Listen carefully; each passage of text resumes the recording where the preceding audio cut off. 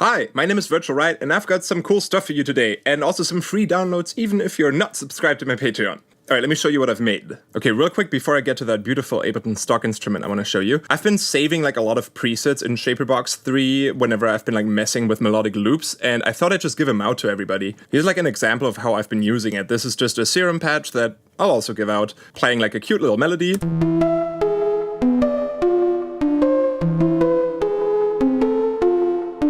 And then I've been using mostly the time shaper to like pitch things down an octave or up an octave.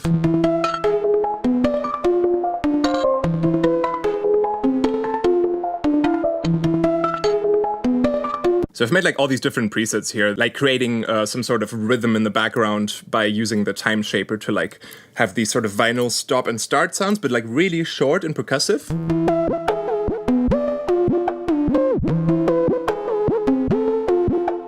And I've made some crazy ones where just like every single effect is being used somehow.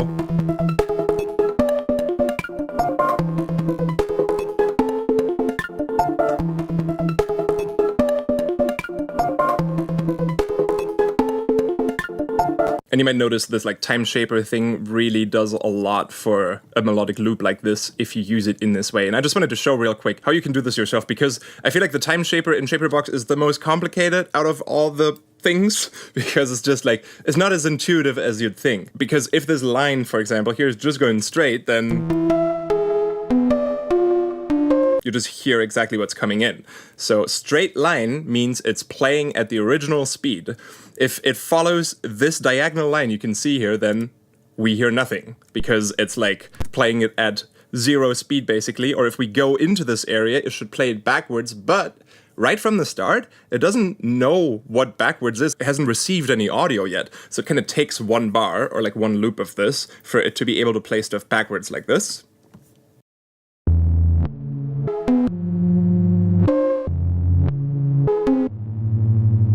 That is really creepy. But yeah, that's how that works. You can go backwards though within the same loop already if you give it some time, and like up until halfway through here, for example, this plugin has received half a bar of audio, so now it could play that backwards. So if I wanted that to happen, then I'd have to make something like this, where for the first half it's playing it in the original speed, and then it's going backwards.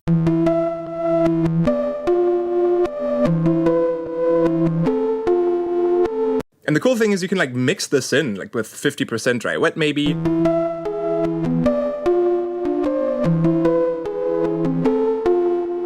So it's like overlaying it on top of the original. And over here with this multiband section, you can use different shapers for different frequency regions. I'm just gonna use this band split on super sharp real quick, and then show you what I like to do with this, where like, for example, I'll take the mids here, the low mids, let's just solo those.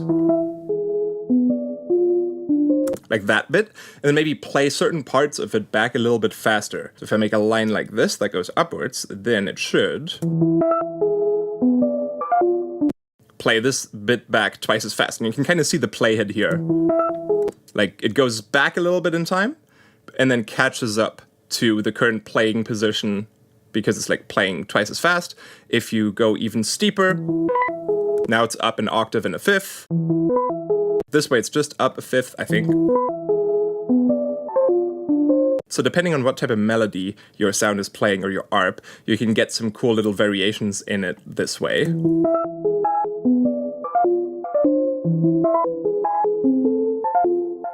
And maybe while this mid band here pitches up sometimes, maybe we can make the high band pitch down sometimes. So for that, this green line would have to go just half as steep downwards as the silence line, because this would mean 0% playback speed, this is 100% playback speed, and in the middle would be 50%, so it's like playing it half as fast. Let's see if that works. Yes! It's a bit short, so I'm gonna make a longer one. But now we're kind of missing the note that's hitting in this very moment. So sometimes I just like to interject with a straight line just so it can play that note there, but then it continues on its like slow path from before.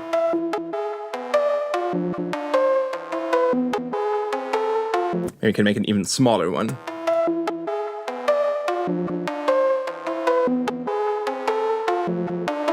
Nice, now it's kind of keeping its rhythm. And then maybe at the end here, I sometimes like to do some faster glitchy stuff, especially if it's like a 2-bar pattern, but I'll just do it here now, where maybe we'll go like really fast back here.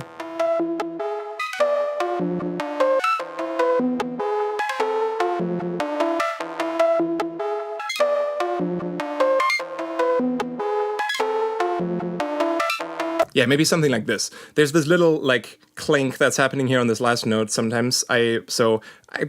You can like decide, do you like that? Or you can also make stuff a little more staccato and like stuttery like this.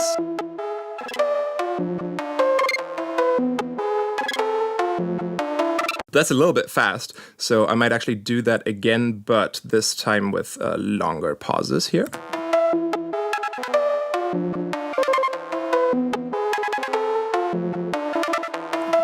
We can make these even more staccato. Now let's play that together with the mid-band that we've made.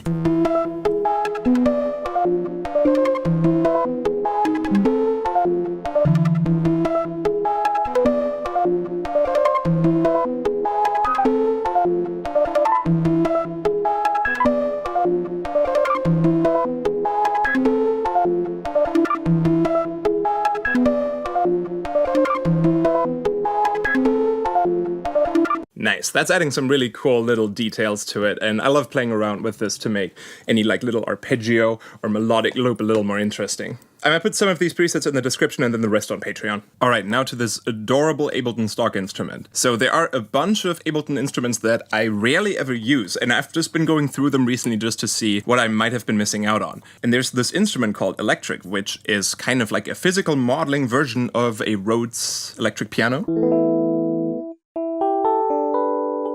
And just like Corpus, this was made by Applied Acoustics, which is the company that also makes Chromaphone, this other physical modeling synth. So this is, like, by default, a really nice Rhodes sound with some internal distortion. And, like, it reacts to velocity and key tracking. But I was thinking, like, if you don't turn on a Rhodes, there are still these tines that are also mentioned here, that are being hit by the hammers when you play it, and they kind of create a little bit of a metallic-y ringing sound, almost like a vibraphone. So if we turn down the noise of the actual tone, turn up the tines, first of all, it becomes a little bit more metallic. And then in the damper pickup setting, we can move the symmetry around a little bit. And now it's like mostly focusing on the sound that's coming from the tine, which I think sounds really cool. And especially with like a little shorter release time here. For example, for the tine, instead of decay being on 50, just turn it all the way down. So we just have this little glassy attack. And now it kind of sounds like a kalimba. And I love that there's also this like note off sound. So here when I'm pressing like a chord and then I'm letting go of 4 keys at once, and you kind of hear this little metallic aftertone.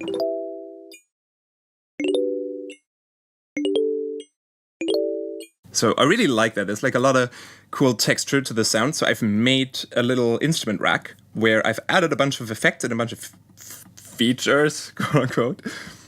So this is my little stock kalimba preset. And if some of you have Omnisphere or tried out Omnisphere, you might remember that there are some really nice like kalimba and mbira patches in there that sound really cool and really soft, and they've played those instruments with like all kinds of weird things, like with magnets, with sugar packets, with toothbrushes.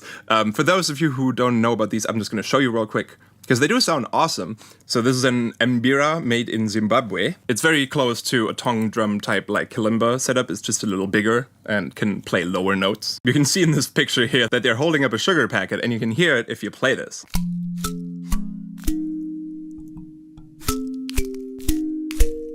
How there's this little rattle at the start, and it sounds really nice. They've done this for a couple of instruments actually, like hand drums, the Hohner guitarette. So I tried to replicate that with Ableton stock for this like hacky kalimba preset that I've made here. And so I've added an erosion that gets triggered first, and then the actual sound of this plugin comes like 50 to 80 milliseconds later. But it works, it sounds really nice.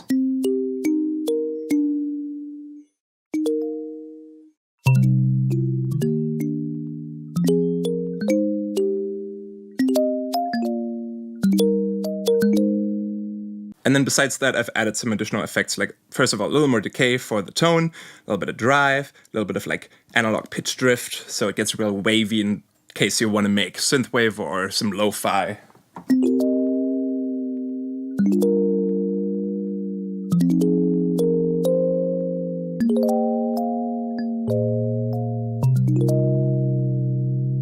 Might be a little much on the drift here. Can dial that back a bit. And then these other macros down here are like adding some type of vinyl crackle.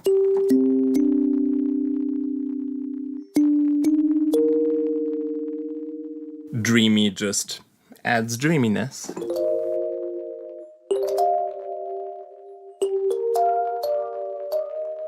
So with Dreamy and the octave layer, you kind of get this Minecraft piano sound, which I really like.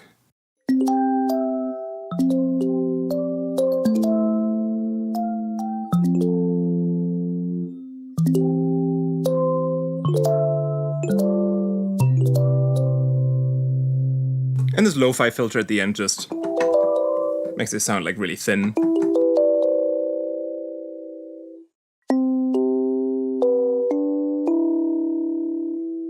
And if you don't like the noise, you can turn that off, and then that also removes the sort of 80 milliseconds latency until you hear the actual note after the flink.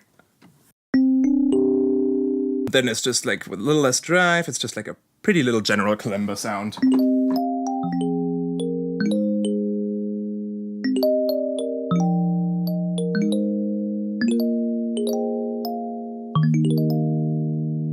So this is the slightly advanced version with the vinyl, dreamy, octave layer, lo-fi, etc., which is a little more on your CPU. It's doing like 20% for me. I've also made a light version that has like slightly fewer features, but is less intense on your CPU. I put the light version in the description for everyone. The pro version is going to be on my Patreon. And then in the spirit of lo-fi, I've actually like gone ahead and also made a couple more audio effect racks that just use 1 or 2 macros to turn like anything melodic that's like digitally sounding or even recorded instruments into like something even more old school sounding organic by like adding pitch drift and saturation and all kinds of things.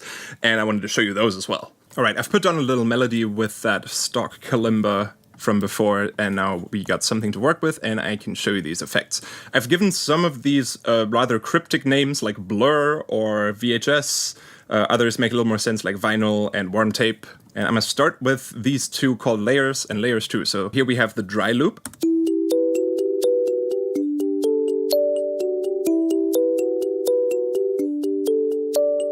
And then these layer racks kind of like add a lot of little background things by using a bunch of beat repeats. So this first one kind of does this.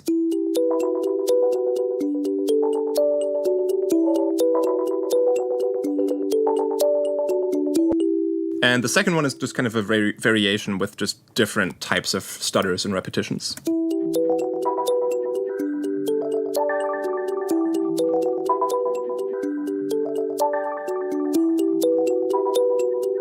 I'm just going to leave this one on here, and then next we're going to add Halo, which adds some sort of like reverb delay thing, and it sounds like it's an octave up, but there's no reverb or delay used in this.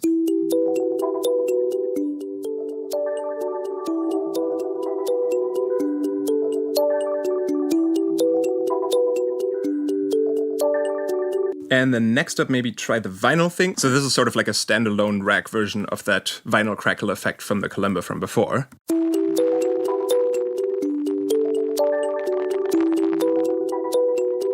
But like you have a little more control over the crackle, over its frequency, kind of, and over if it should be stereo wide or not.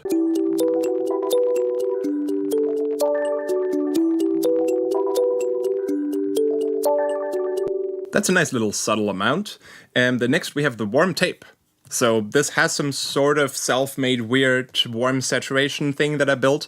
And then drift down here is some sort of like analog sounding tape pitch drift where for the first half, it's pretty subtle, and then towards the end, it gets really bad, like a old degraded tape that just keeps like skipping, or the motors that are playing the tape are like changing their speed or something. You kind of have like a small version of that built in here with this drift knob, but if you want to put that effect on some other things, like a serum patch or something, then you can just use this rack. So I'm gonna start blending in the drift. It does get really extreme.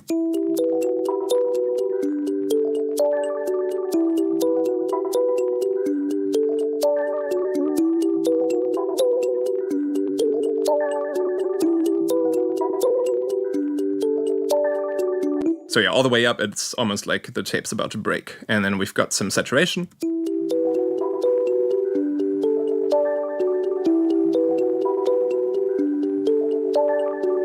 And then maybe follow that up with VHS, which is like a bunch of choruses and ensemble effects to sort of give whatever you put through it a synth wavy type of sound. And I was thinking of like old VHS tapes and nostalgic 80s music sound with lots of choruses and everything.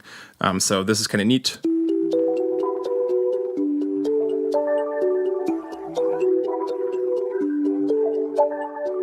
A little extreme all the way up, but somewhere around here is quite nice. And then another one I want to show you is blur. So I'm going to turn the VHS off for now. Blur is kind of like a very, very short reverb.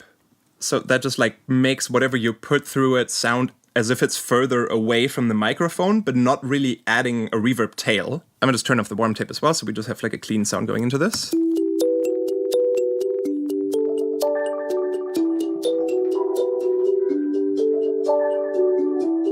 So distance kind of like brings it to the back of the room, and if there was, and it sounds as if there's a microphone on the other end of the room, and not a very big room, like a super small little space.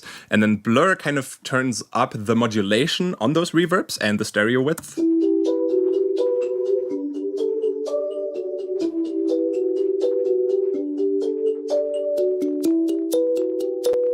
So we could add that in a little bit, and then the VHS at the end here.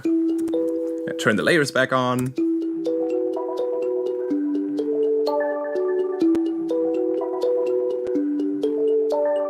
And as you might be able to hear, my CPU is crying for help at this point. I have not been very efficient in the making of these racks. I'm very sorry.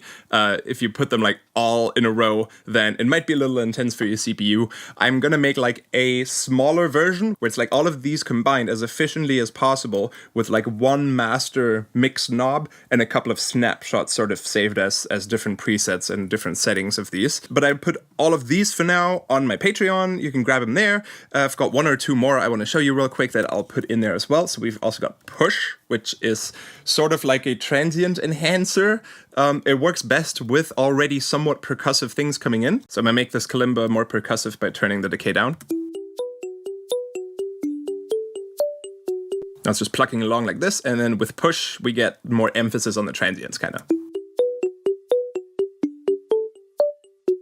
It's not the best, but I just wanted to see if I can sort of make a transient shaper. There'll probably be better ones for me in the future. And then we also have MOJO and Neon, where MOJO is kind of like a combination of a downwards pitch shifter. It adds like some sort of octave below, octave above, some saturation, and then also some wetness, some reverb and delay that's also like rhythmatized by auto pans. So I'm gonna make the decay longer again, and then just blend in the MOJO and the wet.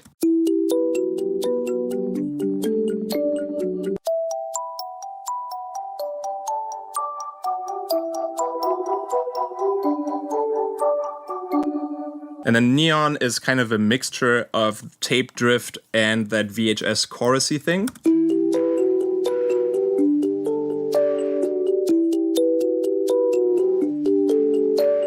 But you can also kind of hear how there's some distortion happening as well. And you have some control over the stereo image. So yeah, these are my lo-fi tools for Ableton. Grab the kalimba from the link in the description, and if you want the entire rest, just go to my Patreon and I'll post a download link there as soon as this video is up. Thank you for watching, have a nice day, bye!